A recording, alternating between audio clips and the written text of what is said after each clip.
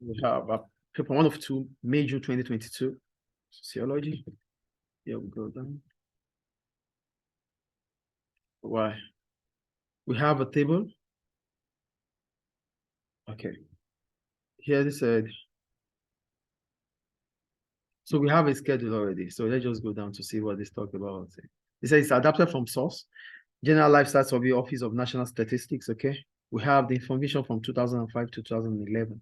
Let's just go to the question to be able to understand what we need to do with the table. The first question, please. From source identify the 2 years in which the highest number of people reported their health as very good. As very good. So we have as very good, we have, we have fair, we have bad, very bad. Through the sample size, we get to know the population. What do I say now? Through the sample size, we get to know the number of people, which is population. So for very good, we have 2005, which is 18,000, which is the highest, and 2006, 16,000. The rest are less. So it's 2005 and 2006. Identify 2 primary research methods useful for studying people's health apart from questionnaires. Apart from questionnaire, you can use survey, you can use interview. Okay. Using information from source A describe 2 problems with data gathered in health. So let's go back to the data gathered. The first thing I observe here is that each year that passes by, the population gets, the sample size reduces. So that means there's a problem putting up data. There's a problem putting up the samples. Okay. Because every year, why is it going down? So population increases, but something is wrong with this representation. Do you understand what I'm saying here? So every year the sample size reduces. That's a problem there. And second problem is that it is adapted from national statistics. And it could be outdated. They might have changed something from it. So if something has changed, that means it's inaccurate to use right now. Clear, please. Go to the limitations of using telephone questionnaires in research. The first problem about problems about using telephone questionnaire is one. The researcher cannot read the body language of the interviewee. You cannot read the body language. Yeah, it's on phone. Telephone conversation cannot allow you to read body language, which might give you a view or a clue that the interviewee or the respondent is saying the real thing, because body language also speaks. Okay. That's the first point. The second point is that many people today do not even try to pick up calls that they don't know the number. So that might impact the number of samples you're going to have, because they might not pick up your calls. Clear? We'll go on, please. Describe the strengths and limitations of stratified sampling in research. When you use stratified sampling, one thing is that it helps you to have different population. But when you are stratifying, it means you have grouped the sample in different, maybe through age, through gender, or through social class. It means you have differentiated them. So this allows you to at least get view about the kind of samples you are using. The second point about it is that it's always representative. And how? Because you can divide them into different stages you want.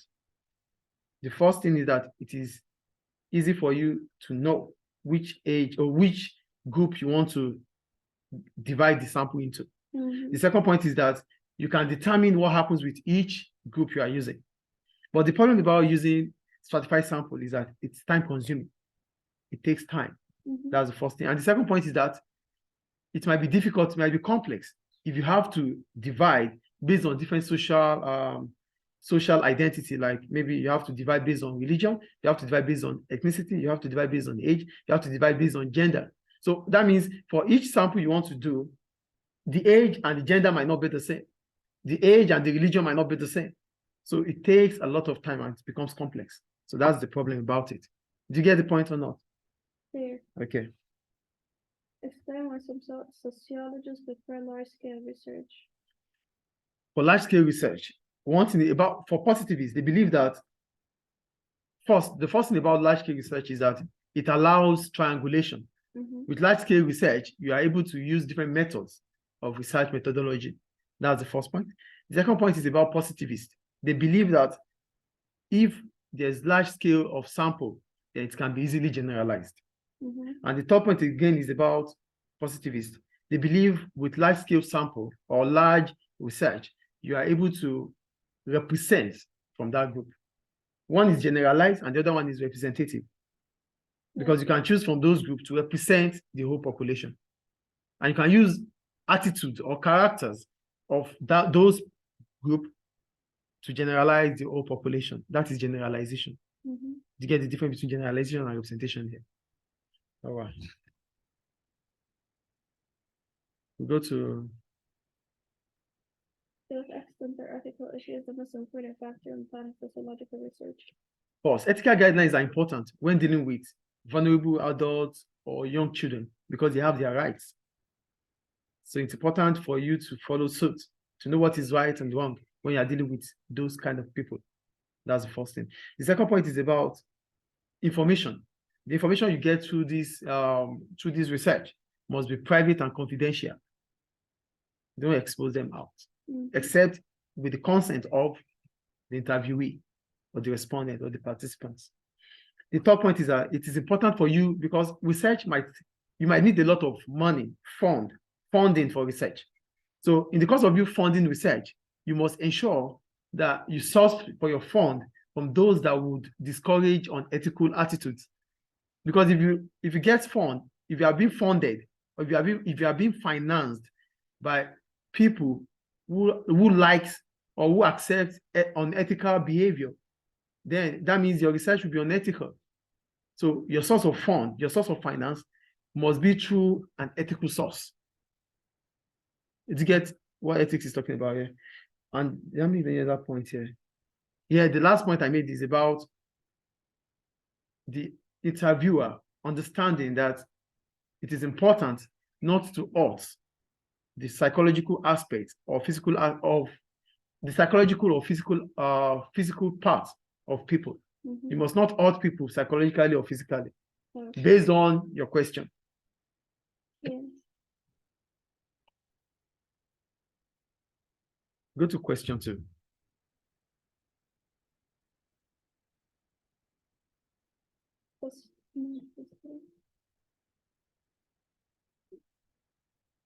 Please read.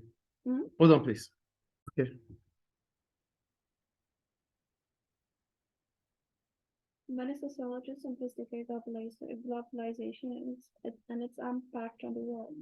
This leads to a debate about whether increased multiculturalism is a strength or weakness of modern industrial societies. Hold on, please.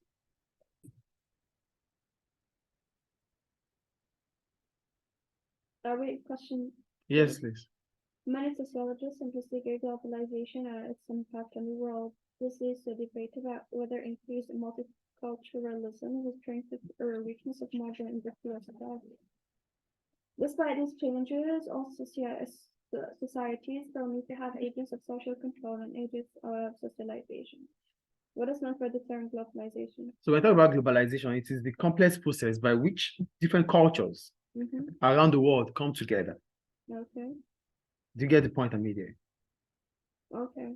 A complex process that allows different people from different cultures around the world come together. That's globalization. Okay, the second question. Describe the agents form of social control. For formal social control, we're talking about the police who have the legal power to enforce the law. That's formal social control. And we have the courts. They have the legal power to sentence those that are guilty of an offense. Okay. Explain how canalization in terms of gender identity. So first you have to define what canalization is. Canalization involves directing boys and girls to certain gendered objects. Get my point here. As parents, you are directing your children to certain gendered objects. So these are toys. Example, toys. These are toys for boys. These are toys for girls. That is what canalization is about. Do you get it? Okay. So how does canalization influence gender identity? That's the point. One, parents channel their children into traditional gender identities through books and videos. Like the books that you can read, the books he can read, the videos you can watch. That is that's gender identity. So children are encouraged to play certain gendered sports. You might not be encouraged to play football. They might think it's a male thing. Yeah. So that's the second one. And the third point is about parents channeling their children to certain roles at home, domestic or roles at home, like house chores and the rest. Clear. All right, go to D. Explain why schools are an important agent of socialization. So for school is a secondary socialization. One, that's the first point there. School is a secondary socialization. You have to note that. Then, how is school important? One, school performs a social control function through sanctions and rewards. Mm-hmm. Schools can sanction you, they can reward you. So that's the first point, why it is an agent of socialization. The second point is about schools. They teach students how to conform in the society through maybe hidden curriculums. That's the second point. And the third point is schools also teaches children or pupils on how it is important for them to conform in the society and the consequences of non-conformity. Okay. It's not the same with the second point, is it? Yeah, no. Okay. Then we'll go to what extent is multiculturalism. Strength of modern industrial society. So we're talking about multiculturalism, we're talking about diverse cultures. So accepting different cultures in the society. That is multiculturalism. So how is this important? First, multiculturalism brings about globalization, with that in mind.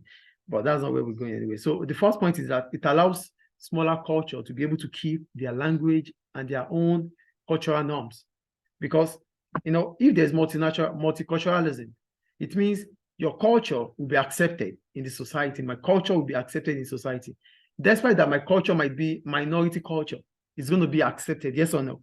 Mm-hmm. So because my culture, despite being minority, is being accepted, it means I'll be able to keep my values. I'll be able to keep my norms. I'll be able to keep my language because I can still speak it in the society. I can still behave in that way in the society because the society accepts diversity in culture.